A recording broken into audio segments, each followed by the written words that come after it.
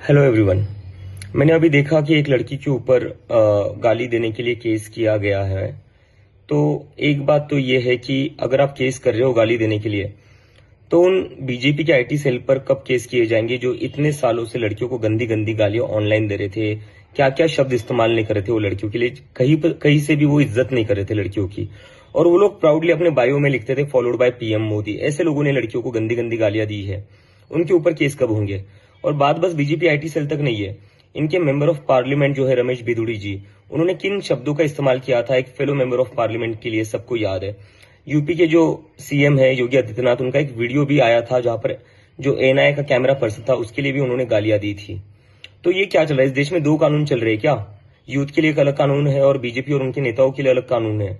और गाली देना कोई अपराध नहीं है, गाली देना इज नॉट अ क्राइम। अगर कोई गाली देता है वो बुरा हो सकता है, वो बुरी बात हो सकती है, तो उसको आप समझाइए, उसको आप कहिए कि गाली मत दो। लेकिन केस किस बात पर किया जा रहा है? अगर गाली देने पर केस करना पड़े तो सबसे ज्यादा केसेस जो होंगे वो बीजेपी आईटी सेल पर होंगे, क्योंकि सबसे ज्यादा औरतों को गंदी गंदी गालियां उन्होंने ही दी है।